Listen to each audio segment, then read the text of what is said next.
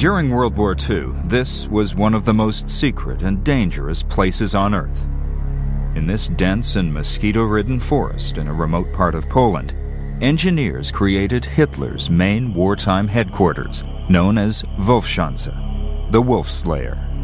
It was here that Hitler came closest to death, the target of a daring assassination plot by members of his own military. It was the culmination of a dozen known attempts on his life. This is the story of those heroic individuals who tried to change the course of history. It is also the story, revealed here for the first time, of a top-secret plot hatched in London to kill the most hated man on Earth.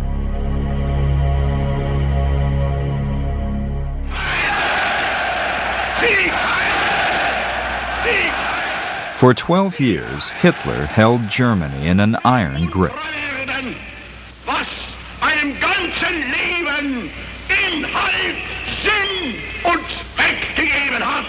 Hitler promised Germans work, bread, and good order, and had delivered. In return, he received fanatical devotion. But there were those who saw his true intentions and plotted to remove him. From the moment of Hitler's appointment, the National Socialists made certain that they would never have to relinquish power again. In other words, they established a police state. The Nazis had secured their power in Germany mainly by having all the town areas carefully organized with a party member in every block of flats, keeping an eye on exactly what was going on. In every village, there was at least one party narc, probably two, keeping an eye on how people were behaving. It is a very difficult situation in a dictatorship to be against a dictatorship. What can you do? That's the big question. That's the big question that hangs over the German resistance. Of course, try and kill Hitler, says everybody. But if you cannot do that, what do you do then? In 1938, in September, when war threatened to break out, the Germans recoiled at the prospect of another war. But they had no way of expressing their dissatisfaction. They could not publish anything, they could not speak out, they could not use the radio, they could not use a free press. There was no free press. Nonetheless, resistance grew. Freya von Moltke's husband Helmut, a lawyer and aristocrat, formed a secret group that met in this home in Berlin. The Kreisau Circle worked on plans for a new democratic Germany, but were divided on the issue of Hitler's removal from office. There are all those who said, the quicker he's dead, the better. Think of all the victims that we can save. But Helmut said, to the eyes of the Germans, Hitler must destroy himself. Let Hitler kill himself, so to speak. The other principal group of opposition to Hitler formed around Karl Gödler, the mayor of Leipzig, who tried to civilize the Nazis by working with them and failed. He believed Hitler should be put on trial. As a lawyer, he imagined if a trial were to follow Hitler's arrest, then in the course of this trial, all the awful things that had happened under Hitler's regime would be exposed to the German people. And that would free the people from the illusion that Hitler was a great leader.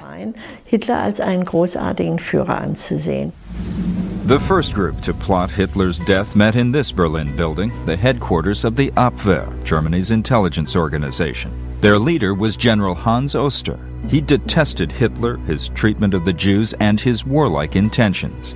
In September 1938, he organized a commando group to burst into Hitler's office in Berlin and murder him. It was an audacious plan. It was an enormous step to take. You just have to appreciate that some people said, I just can't do it. On top of that, there was a question of murder, which was a problem for everybody. But as a Christian, you know that you live by forgiveness, and we all commit sins in the course of our lives. And my father knew that, and was always prepared to act, even if it meant murder. The Oster plan collapsed when British Prime Minister Neville Chamberlain came to Munich in late September 1938 and signed an accord guaranteeing, it seemed, peace in Europe. Hitler was to swiftly break that agreement, but for Oster and his group, their opportunity to kill Hitler had withered with the signing of the peace accord. In London, the British government had received several approaches from the German resistance prior to the war, warning them of Hitler's warlike intentions and seeking their help. They were rebuffed. It was pretty clear that the extent of the Nazi organization was so rigorous that the only organization that would have been competent to destroy the Nazis was, in fact, the German army, the Wehrmacht. And of course, they were on the crest of these military successes. Hitler's early military successes endeared most of the army to him. His senior generals had particular reason to remain loyal. Hitler certainly tried to bribe them and to buy them, and I would say with some measure of success. Some received large estates of thousands of acres, and some received enormous gifts of up to 1 million marks on their birthdays or on some more or less contrived occasion, and they accepted these.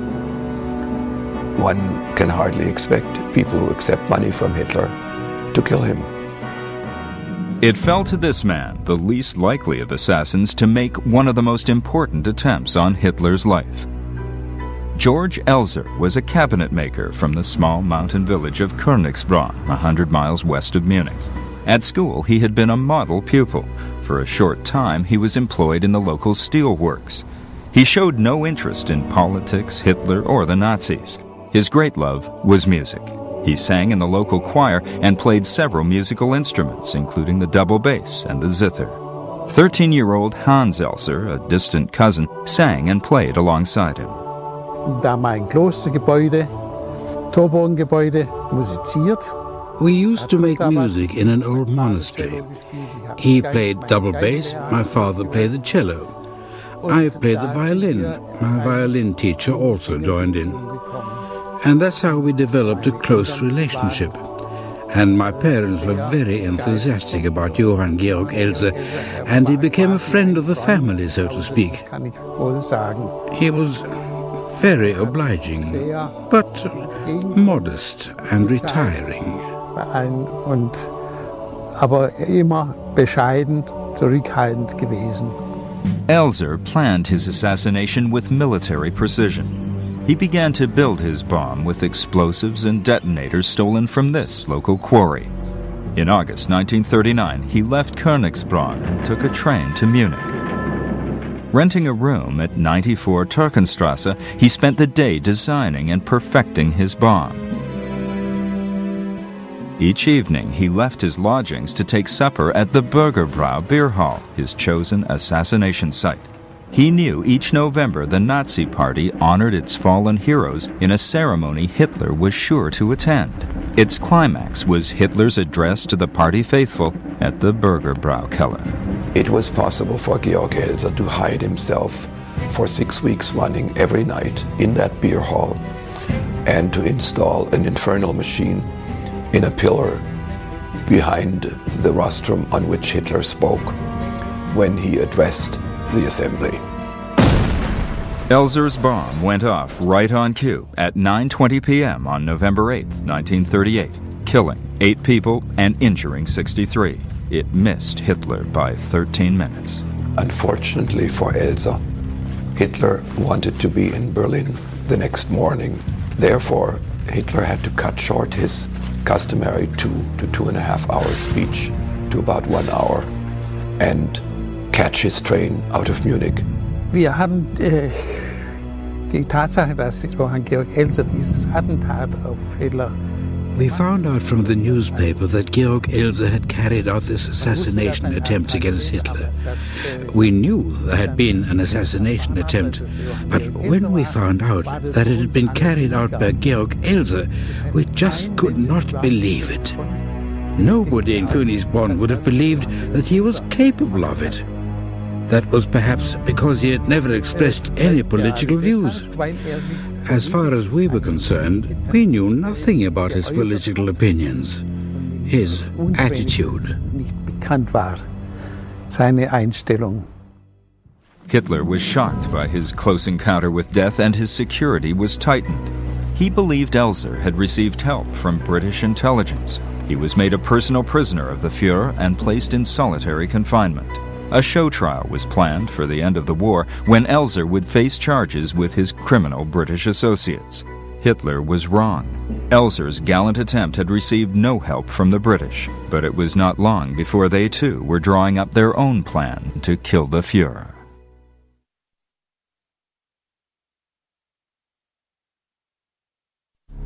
George Elser's bomb came within a heartbeat of ending Hitler's life, but Hitler put his own interpretation on his survival. He would point out that this was a miracle, and it was a very clear signal from Providence.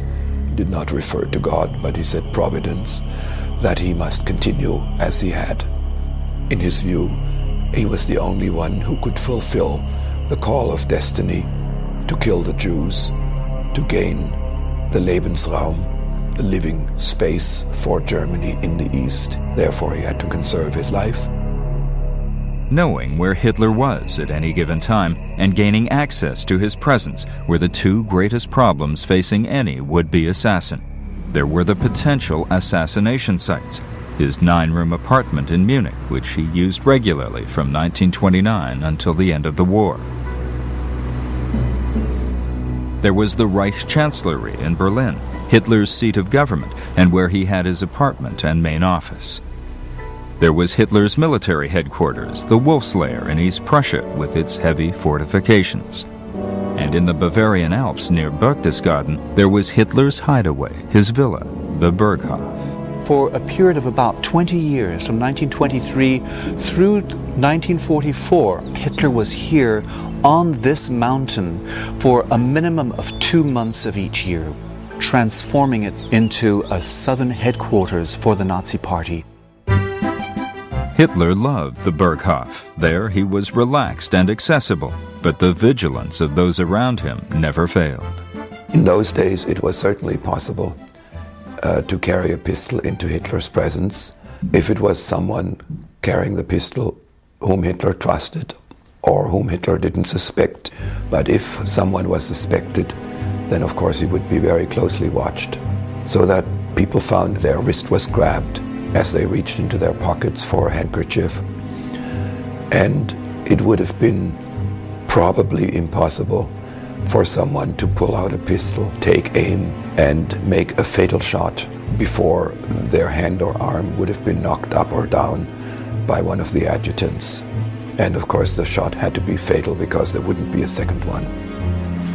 The bodyguards closest to the Führer were the SS Begleit Kommando. Rokas Mitsch was a member of that elite group for 5 years. Wir waren etwa 20. There were about 20 of us that had the task of protecting Hitler. We were the innermost circle, his last line of defense. Everywhere Hitler went, we went too.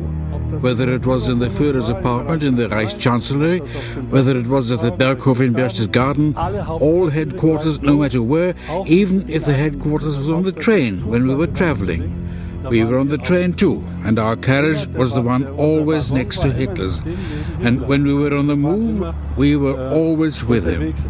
Whether it was in a car, it didn't matter.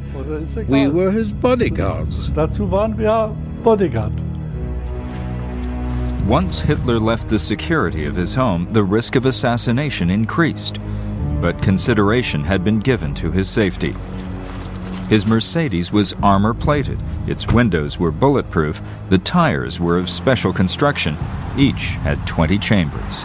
If a bullet hit one of those chambers, the tires remained inflated and the car would continue to accelerate. The vehicle was supercharged and could outpace pursuers with ease. Hitler made many of his intercity journeys by rail, but again, his personal security had been very carefully considered. He was very well protected. First of all, he had his own train on which no one traveled except himself and his adjutants and perhaps his cook or anyone he wanted to come along.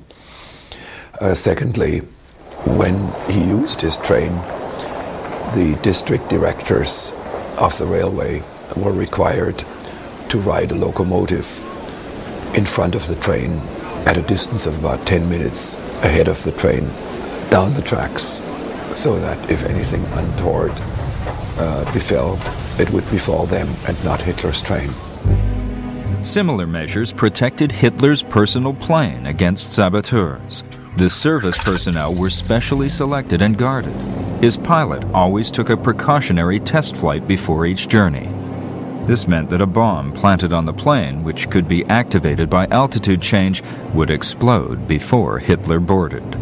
There were further precautions. Hitler was sitting in a seat with a parachute. The back support contained a parachute.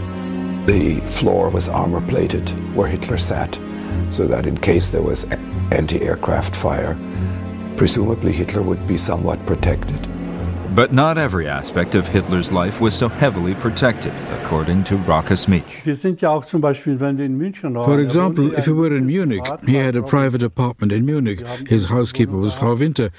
We had the apartment below his. It was a normal apartment building where the people who lived there just went in and out.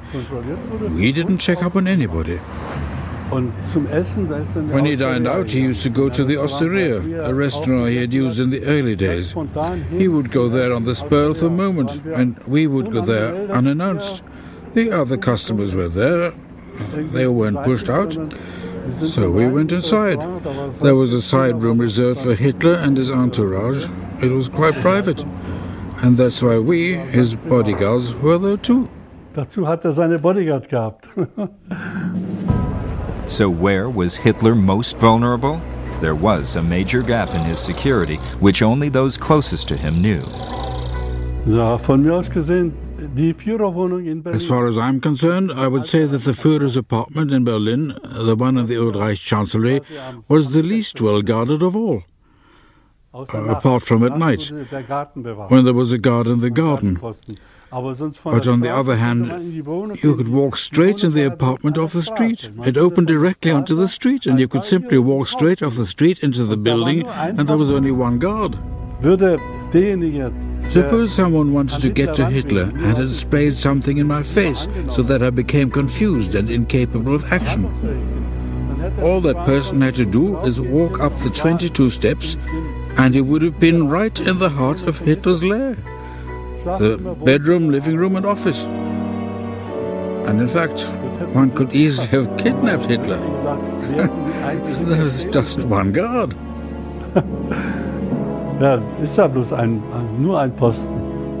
But the enemy in England did not have that inside information and were formulating their own plans to remove Hitler from office. In the heart of London, a highly secretive organization was contemplating Hitler's murder. Created in July 1940, its headquarters were at 64 Baker Street. It was known as SOE, the Special Operations Executive. Its object was to be, in Churchill's phrase, a ministry of ungentlemanly warfare, and to conduct subversion and sabotage in enemy-occupied territories anywhere in the world. Occasionally, of course, SOE contemplated assassinations. They did have one highly successful operation in France in the autumn of 1943 called Rat Week, in which they bumped off a number of Gestapo officials who were simply shot at fairly close quarters, usually with a silent pistol. Hitler, of course, was a special case. And an operation called Foxley was mounted by SOE, contemplating actually getting at him in his country hideout at Berchtesgaden in South Bavaria and doing him in. The Foxley plan was to infiltrate a hit team disguised in Nazi uniform into the Berchtesgaden area to kill Hitler in or around his home. One person with a detailed knowledge of the Berghof security and was in charge of the day-to-day running of Hitler's home for 7 years was Herbert Göring.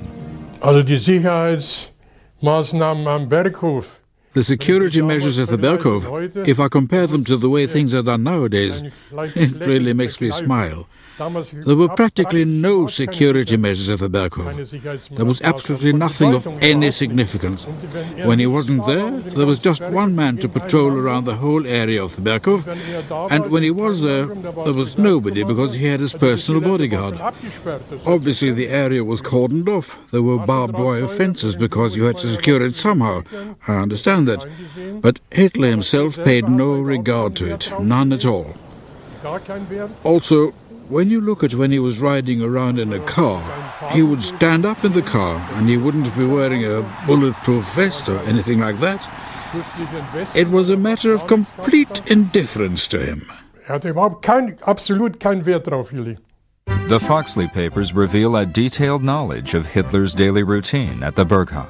When he got up about 11 o'clock, then he would be greeted by a Bormann who'd prepare the files for the day, things for Hitler to become aware of, papers for him to sign. And after the daily administrative duty then of about 2 hours, Hitler would then have lunch, a rather late lunch, entertain his guests.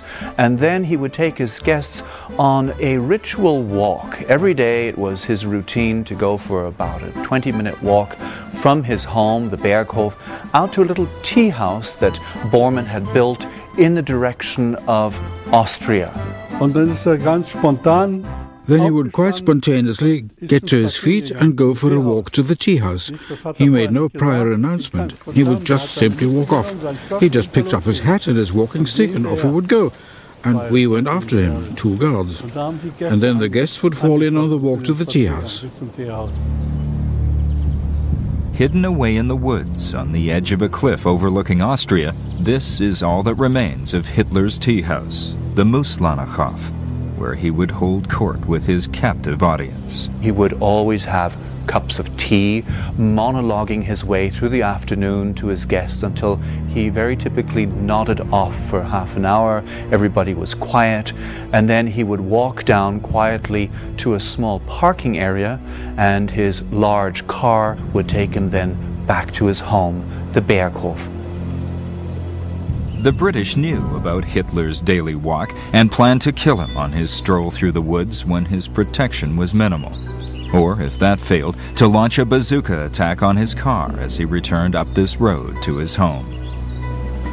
The Foxley papers are specific about the weapon to be used. A Mauser or similar high-powered sniper's rifle with dum-dum bullets was to be used for the attack on the walk to the tea house.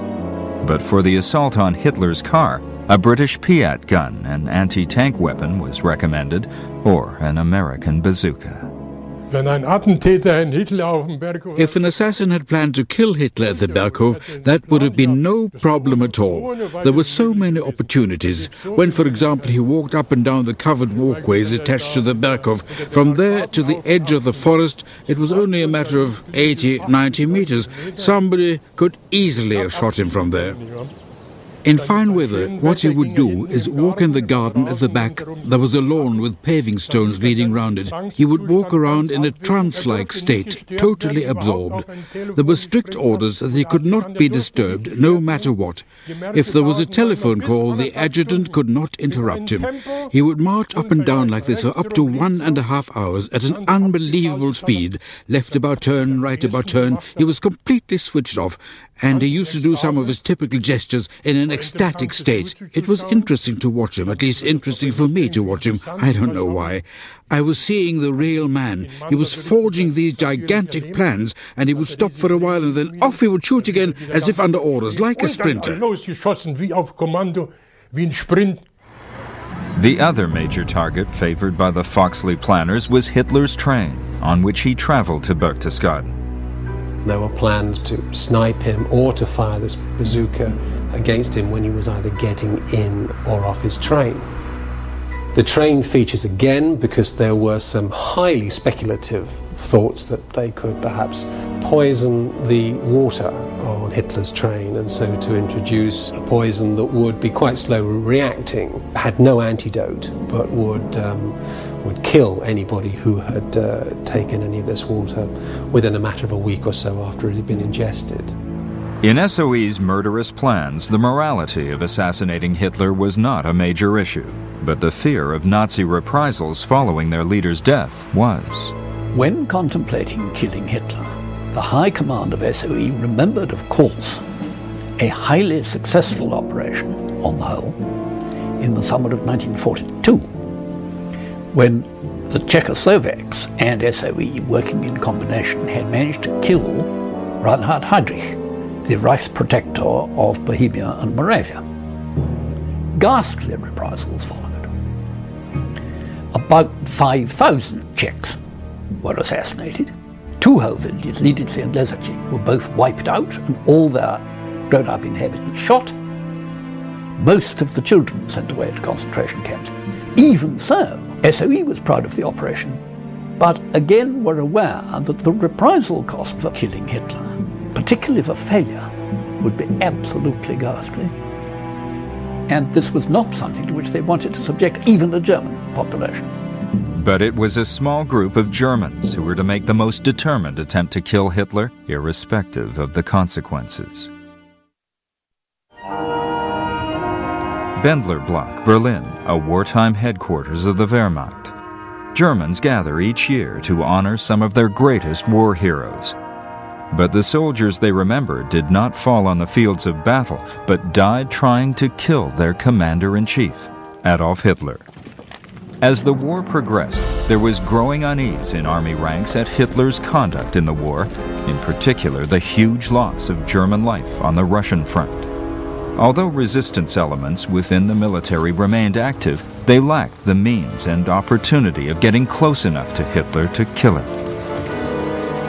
Henning von Treschow, a charismatic officer based on the Eastern Front, was the most persistent plotter against Hitler. He gathered around him men with similar spirit. One of them was Freiherr von Boeselager. Treschow was guided by his conscience, and the pogroms against the Jews in 1938 convinced him that Hitler had to be killed because it was obvious that Hitler could not be removed by democratic means. Time after time, Treschow's attempts on Hitler's life were thwarted. There was a plan to kill Hitler while on a visit to army headquarters in Smolensk in 1943. He was to die in a hail of bullets while at lunch in the officers' mess, but a senior general vetoed the plan at the last minute. There was a time bomb that Treschow had placed on Hitler's plane, hidden in a Cointreau bottle. It mysteriously failed to go off. There was a weapons exhibition in Berlin when a colleague of Treschow planned to embrace Hitler with a bomb in his pocket. The Führer rushed around the display and left after 2 minutes. Finally, from within the ranks of the resistance stepped a young army colonel with the motive, means, and opportunity to kill Hitler. Klaus von Stauffenberg was one of 3 brothers who had first supported Hitler's military aims and then grew to detest them. But he had one major disadvantage as an assassin. Stauffenberg was the only officer, the only top-ranking officer who was willing to carry out the assassination attempt himself. If we're honest, he was totally unsuited for the task because he had lost one hand and only had 3 fingers on the other. But he was the only officer who could get to Hitler and was prepared to assassinate him. He believed a signal must be given to both Germany and the rest of the world that there was another Germany, that there was a Germany and Germans who condemned Hitler's crimes and who were willing to put their lives on the line for it. His chance came in July 1944 at a meeting with Hitler at the Wolf's Lair. His plan was to place a bomb in a briefcase next to Hitler.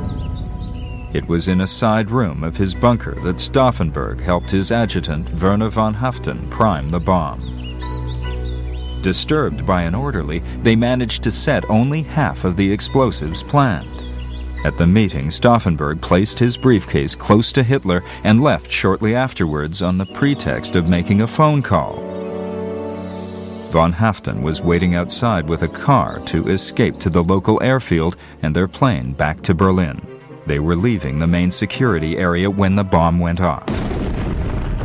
The driver of their car that day was Erich Kretz. Konnte ich natürlich sehen, dass eine gewaltige Of course, I could see an enormous cloud caused by an explosion, and fragments of the wooden barracks were flying through the air, and people were running hither and thither. But since I had to concentrate on the road, I wasn't able to pay too much attention to the scene. But when I look back, I was struck by the fact that I noticed no reaction from Colonel Stauffenberg or his adjutant, Lieutenant von Haften.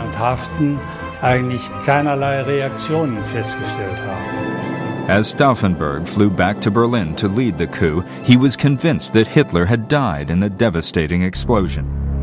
Miraculously, he had survived, protected from the blast by a table leg.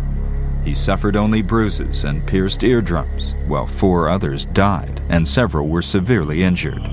When news of Hitler's survival reached Berlin, support for the coup collapsed, despite Stauffenberg's desperate efforts. He said, on the evening of the 20th of July, facing the failure of the coup, they all deserted me. Shortly after midnight on July 20th, 4 of the leading conspirators were arrested, lined up against this wall outside Army headquarters at Bendler Block, and executed by firing squad. Von Haften and Stauffenberg were among them. Hitler's fury at this attempt on his life was all-consuming.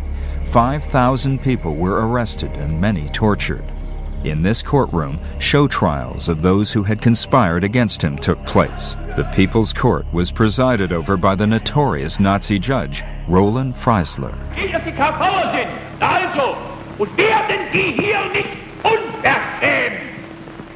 One by one, they were led before him. Those directly connected to the plot and those who had simply expressed opposition to Hitler. Karl Gördler, the former mayor of Leipzig, Adam von Trott of the Kreisau Circle, Ulrich von Hassel, the former German ambassador to Italy. They were allowed no proper defense, and the verdict was a foregone conclusion.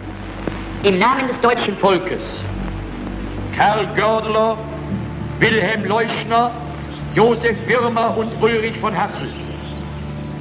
The execution block at Plötzensee prison in Berlin, a place of total horror. Through this door, the accused were dragged. They were hung in the cruelest manner, by piano wire from these meat hooks, in order to prolong their death throes. The executions were filmed for Hitler's delectation. But Hitler's vengeance also spread to the families of the accused. At the time of her father's execution, Fay von Hassel was living in Italy with her 2 young sons. The order came from Berlin that I had to leave Italy with the 2 boys because there is a law which Hitler used of old times that the children and grandchildren, everyone, had to be imprisoned. We are called prisoners of kin. Fay was taken under escort to Innsbruck, where she had to surrender her 2 boys to the SS. My elder son screamed on top of his voice and moved and pulled with his hand away. He didn't want to go. Her sons were placed in a children's home and given new identities. Fay was not allowed to know where they were. She spent the next 7 months with other prisoners of kin in a series of concentration camps. After 3 weeks in Kettelkar, we arrived in Buchenwald. And then I saw some like peasant carriages, these, flat things, and they were full of dead people. Full of dead people. Fay was fortunate. In May 1945, she was liberated by the U.S. Army along with other prisoners of kin. Her agony was not over. After returning to her home in Italy, she was unable to get back to Germany to look for her sons. It was left to her mother to carry out a frantic search, armed with photographs of the 2 boys. 4 months later, Fay received a telegram. When I got the telegram, I was near the chapel talking with the gardener. I opened the telegram nervously because I had gotten so many telegrams, always with no good news. Well, I wept and screamed and told the gardener, the children have been found. I ran from the chapel to the gate. I saw the butler with his family, and I told them, the children have been found. The children have been found, and we all wept. A happy ending for Fay and her family.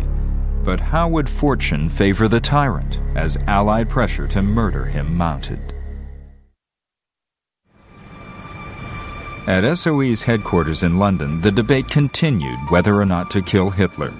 Opinion was divided. The establishment has never been fond of assassination as a weapon of war. It very seldom happens that killing a senior person advances the cause that you're trying to advance. Who would have succeeded Hitler?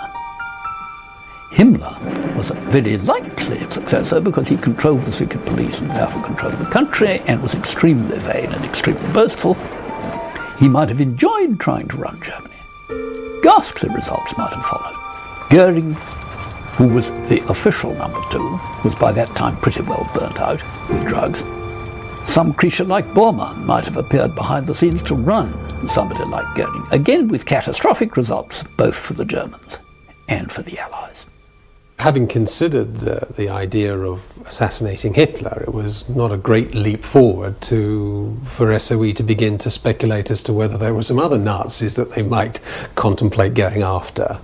This becomes Foxley 2, which is a subsidiary series of proposals in which Himmler, Goebbels, Otto Skorzeny, and a couple of generals were actually marked out as a potential target. SOE knew more about the movements and lifestyle of Goebbels than anybody else. In particular, they knew that he had a country villa north of Berlin, which he retired to from time to time. He travelled usually to and from Berlin to this estate by car. He wasn't well protected, he was just in the car with the driver and one guard. It was an unmarked car. He would have been a possible target for assassination. With the passage of time, as the war began to conclude, there is actually a feeling, well, there's no point going and killing these people because the conduct of the war is all but over, and we're going to need to interview them and find out what they've been up to. When the Allied powers could see that they were gaining the upper hand, although there were setbacks for them, as in the submarine war, they were less and less willing to even think about terms, to even think about anything less than total victory. We never gave up hope of being able to carry out such an operation, but it was generally accepted that the assassination of Hitler from outside was virtually unfeasible. So, of course, as was shown in the 20th of July plot, and from the inside, it was a perfectly practical proposition. Whether indeed it was desirable or not, in any case, is open to question. Killing Hitler might very easily have made a martyr of him. That would have done no good. If you rubbed Hitler out, it would create another stab in the back legend. Lots of people would have said, if only our dear Führer had lived, he would have known how to win the war. In the last months of the Second World War, it was thought by the Allies that Hitler had set up his headquarters here under this mountain in gigantic headquarters equipped with everything that the Nazis needed to make their last stand. This air raid, this Allied bombing, the last large-scale air raid of the Second World War was staged with the intention of wiping Hitler out here in his cradle of the Nazi Party. The Royal Air Force focused their bombs on the Obersalzberg region.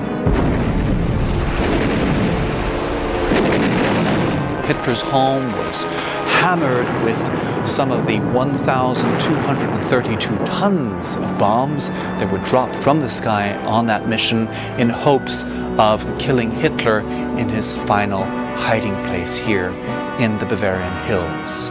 But Hitler had left his Berchtesgaden hideaway and was in Berlin, encircled by Russian troops, issuing orders to the remnants of his army from a bunker beneath the wrecked chancellery. Naja, die Atmosphäre war ein Drama. The atmosphere was high drama. There was not a single smile to be seen. You could see death lurking in everyone's face. The whole place was a concrete coffin. Das Ganze war ein Betonsarg. Anybody but Hitler would have stopped the war and sued for peace after the Germans had been driven back to their own territory. As it was, out of pure bloody mindedness and possibly an inbuilt desire for a Viking funeral of his own, Hitler went on fighting and dragged Germany down with him. Die mit ihm zu tun hatten, die sagten alle, those who had to deal with Hitler, they all said that he was mentally with it, 100%. It was only outwardly that he looked very tired, and I can confirm that. We stood face to face, a meter between us. We looked into each other's eyes. He made a little nod of his head and went away again into his room. It was a bunker of death. Ein Todesbunker war das.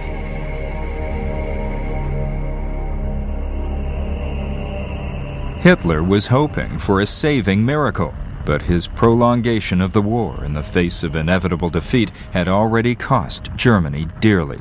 Almost 5 million Germans died in the last 9 months of the war, compared with less than 3 million for the rest of the war. If the Foxley Plan had gone ahead, many lives would have been saved. Saving Allied lives would also have been perceptible. The losses in Bomber Command, which were very severe, the United States Army Air Force, which were also very severe.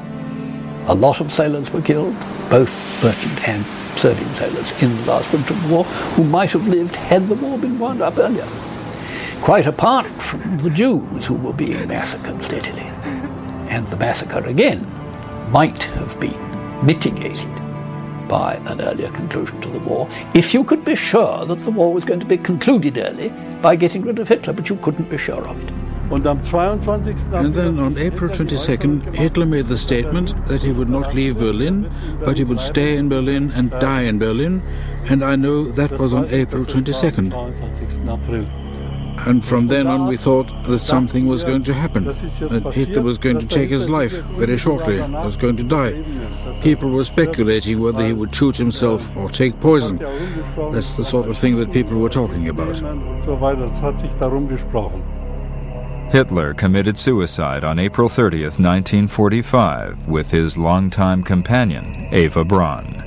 They had married the day before in the bunker. They opened